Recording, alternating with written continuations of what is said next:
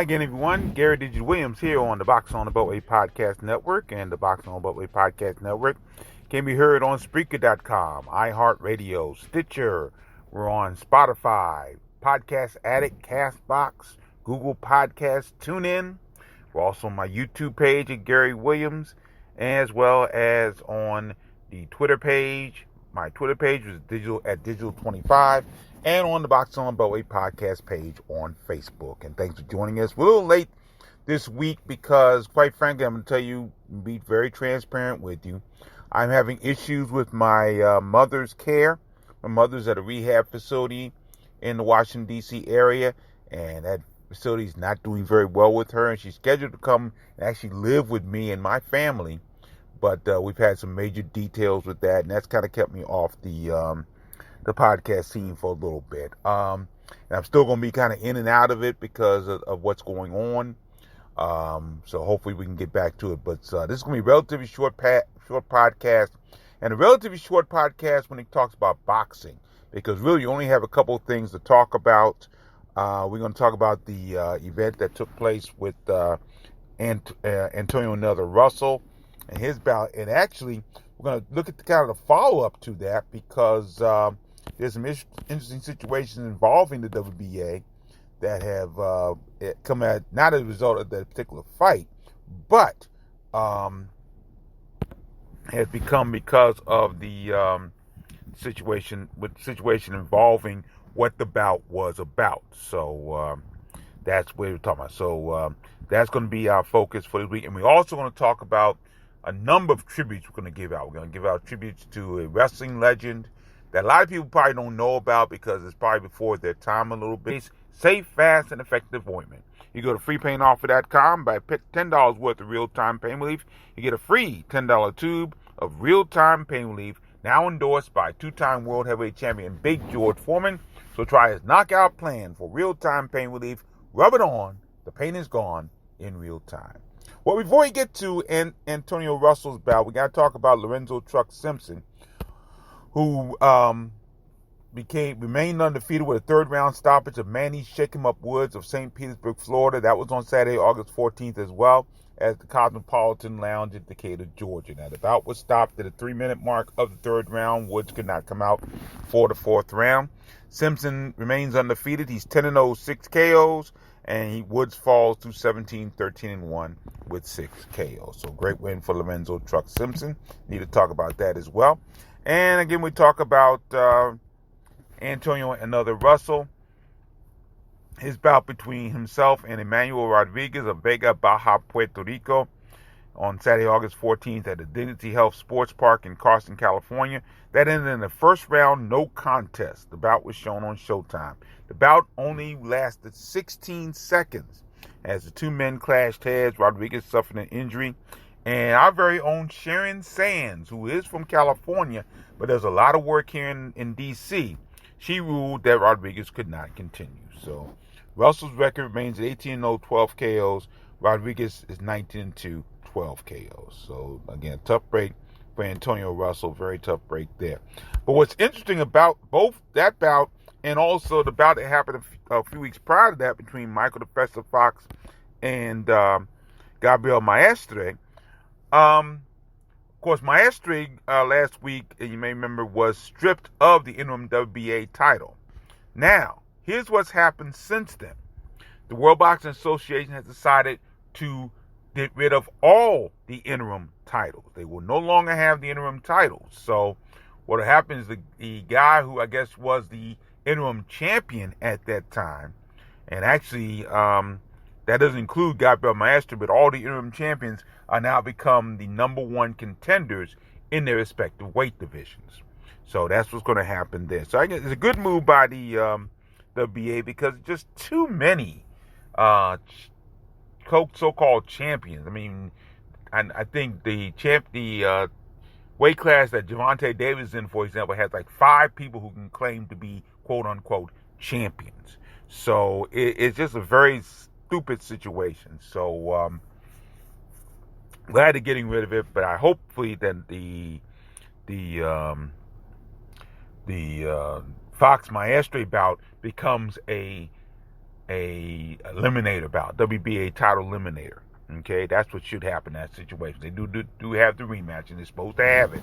The Michael Fox Gabriel Maestre bout probably should be a title eliminator bout, and the winner of that one gets to be a number one contender for the World Championship. So we'll see what happens for the World Play Championship. So we'll see what happens there. That should be very interesting to see what happens there. So that is the update for this past week. Now, September's coming up, of course. We're going to give you a September schedule eventually. But the September situation kind of keeps changing. And that's why we haven't done a schedule yet.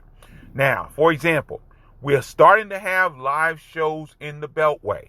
And originally, our first live show was scheduled to be on September 4th, Saturday, September 4th, at the Entertainment Sports Arena. It was scheduled to feature Dusty Hernandez Harrison, as well as Damon Nicholson. Well, that card will not happen. That card is going to be postponed. So that bout will not happen. Now, that means that the first couple of bouts, couple of cards that'll be in the Beltway are scheduled for Saturday, September 25th. And I say they are both scheduled because there are actually two cards on the very same day. Saturday, September 25th at Rosecroft Raceway in Fort Washington, Maryland. And also Saturday, September 25th at the Dulles Sportsplex in Sterling, Virginia. So there are two cards there, and I'm actually scheduled to be at the one in Virginia because I'm scheduled to be the ring announcer for that particular card. So that's Saturday, September 25th. That's the Ponytail Promotions card, and at Dulles Sportsplex in Sterling, Virginia. We'll give you all the details about both cards coming in the next couple of weeks because, again, the cards are still kind of fluctuating a little bit. But that's when technically we're scheduled to start having live shows in the Beltway. Saturday, September 25th now. One at Rosecroft Raceway in Fort Washington, Maryland. One at the Dulles Sportsplex in Sterling, Virginia. So that's basically all the boxing we have this week. Not a whole lot going on. So we're going to move to our tributes. And our first tribute will be to a wrestling legend that a lot of people probably are too young to remember. You have to be my age. I'm close to 60. So you got to be my age to kind of know who this man was. But he was a great wrestler and turned out to be a master trainer in his later years. His name was Dominic DeNucci. Dominic DeNucci was a very, very good wrestler from Venice, Italy, Pittsburgh, Pennsylvania, by way of Venice, Italy. Spent a lot of his years in Pittsburgh, Pennsylvania. Of course, he was also very good friends with the living legend Bruno Sammartino. In fact, they were the Worldwide Wrestling Federation International Tag Team Champions at one time. But Dominic DeNucci made his mark primarily especially in the early days of the WWF, back in the 70s when I started watching wrestling. He was a two-time World Tag Team Champion. He was champion with Victor Rivera at one point, and then Victor Rivera left the company, and he ended up being replaced by Pat Barrett, Irish Pat Barrett. They were World Tag Team Champions. And he also had a very good tag team with the late Dino Bravo. Now, this is when Dino Bravo, before he became the quote-unquote world's strongest man. He was a lighter wrestler, faster wrestler, did a lot more high-flying maneuvers back in those days. And, of course, Dominic DeNucci was the power man, the stand-up wrestler guy. And so they made a very good tag team. They were World Tag Team Champions as well.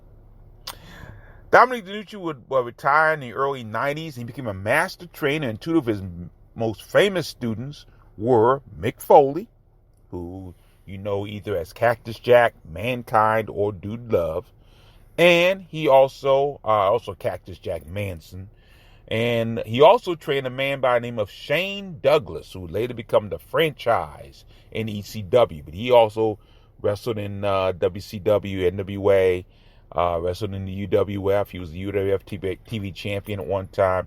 And these were two of his great, great pupils that Dominic DeNucci trained.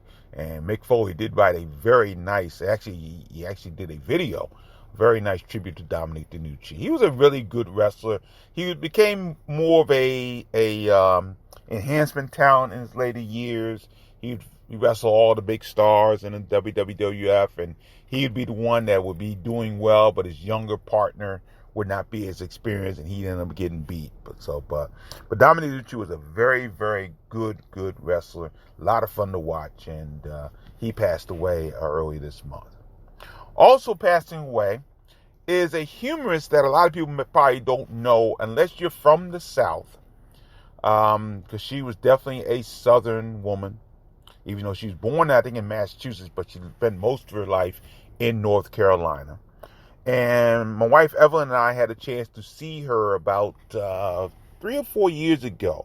She did a concert at Lisner Auditorium on the campus of George Washington University in Washington, D.C., and she was a very funny lady. Not a stand-up comedian. She was more of a humorist, which is a little different. She was kind of like a very funny humorist. She told a lot of great stories. Her name was Jeannie Robertson. Now, Jeannie Robertson was an interesting story. Like I said, she was from Massachusetts originally, but spent most of her life in North Carolina. In fact, she was Miss North Carolina in 1963 and went to the Miss America pageant in 1964. And she was also a very tall lady. She was 6'2", and she played basketball. She played college basketball at Auburn University, and talked about a lot about that as well. Now, a lot of her stories in her concerts and her speaking engagements. She was a well-known speaker about 50 years or so, and a lot of her humor came from her life, and it came from her husband. Now, her husband was Dr. Jerry Robertson, who actually played basketball at Duke University in the 60s. But to the world, according to Jeannie Robinson, he was affectionately known as Left Brain. And a lot of her stories centered around the ventures and the trials and tribulations of Left Brain, Dr. Jerry Robertson, who passed away actually in June of this year. He just passed away about a couple months ago. No one knows how Jeannie Robertson passed away. She was, I believe, 78 years old, and was a very, very funny lady. She was really, really a great lady to listen to, and told some really great stories. So if you've never heard her before, I might want to suggest something to you if I can pull it up real quickly. I'm actually in my car doing my podcast this week, again, because a lot of things are going on in my life as far as I'm concerned, in the house as well. So we're trying to get our house ready for my mother. So anyway, they are actually doing a tribute to Jeannie Robinson on the Sirius XM Laugh USA channel. Now, I don't know what channel it is. If you have Sirius, you know what it is. Now, it's scheduled for a number of days. I'm going to give you the dates and times. And all the times by way of Eastern times. It'll be starting on this coming Friday, which is August the 27th. That'll be on Friday, August 27th at 11 a.m. and 2 p.m. Eastern time. Then on Saturday, August 28th, 1 p.m. and 6 p.m. once again Eastern time. Sunday, August 29th, 4 p.m. and 7 p.m. And Monday at 12 p.m. Eastern time. That's on August 30th. And those are tributes to Jeannie Robinson on the Laugh USA channel on Sirius XM. Again, she deserves it. She's a very funny lady, and she had some health situations, but she was a very, very funny lady. And if you get a chance, you may want to try to check it out if you have Sirius XM, you may want to check her out. Very nice person. Jeannie Robinson passed away this week.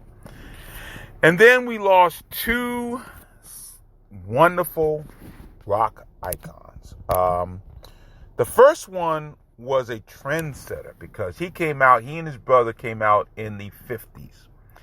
And they set the standard for a number of groups, especially in the 60s, to follow. They influenced such people as Paul Simon and Art Garfunkel, and they influenced the Beatles. And the younger brother, Phil Everly, passed away back in 2014. But we just got word this week that Don Everly passed away. Now, if you never heard the Everly brothers, you are missing one of the great harmonious groups, duos of all time. Their great music, such songs as Bye Bye Love, Wake Up Little Susie, Kathy's Clown, Till I Kissed Her was another great song. They did some wonderful harmonies and very intricate harmonies. I also think Crosby, Stills, and Nash might have been influenced by them a little bit as well. But definitely Simon, you can definitely hear the Everly Brothers and Paul Simon and Art Garfunkel, Simon and Garfunkel. And you can hear them a little bit in the early, especially in the early music of the Beatles, when they started creating their own music, and you can hear a lot of the harmonies of the Everly Brothers. They had a contentious relationship because I know one point, I think it was Don who walked off stage, smashed the guitar and walked off stage at the height, like in the 70s. They were performing in the 70s. And they're listed as one of the first crossover artists because they really sounded like a country duo before they moved over to what was then known as rock and roll. And just some of the great music they had was fantastic. Don Everly was a trendsetter with his brother Phil as the Everly Brothers. So he passed away. And then, of course, the world is still reeling over the death of Charlie Watts, one of the great rock drummers of all time. Of course, he was the backbone of the Rolling Stones through all their great hits. I mean, everything from I Can't Get No Satisfaction to Painted Black, Start Me Up, Under My Thumb, one of my favorite songs. Shattered, another one of my favorite songs from the Rolling Stones. Actually, Charlie Watts really thought of himself as a jazz drummer. He really didn't think of himself as a rock and roll drummer. And he was very, very quiet. He was not a showboat like his frontmen Mick Jagger and Keith Richards. He kept the beat though. I mean, and very intricate beats. If you listen to some of the drum beats of the Rolling Stones, Charlie Watts played some intricate stuff and really some well-known stuff. When you hear for example, when you hear the beat of Under My Thumb, you know it's the Rolling Stones. You hear that song on my thumb, you know it's the Rolling Stones. He was wonderful. Now, I do remember in the late 80s, early 90s, and I think the album is out of print, or the cassette is out of print, whatever, but I did have a cassette of a jazz album by Charlie Watts. And Charlie Watts had a jazz combo, actually jazz big band. He had a big band. And he did a jazz album. And I don't think it's in print right now. I tried to find it on Spotify and I couldn't find it. There is another jazz thing on there, but that wasn't the one I'm looking for. But it was a very good jazz album.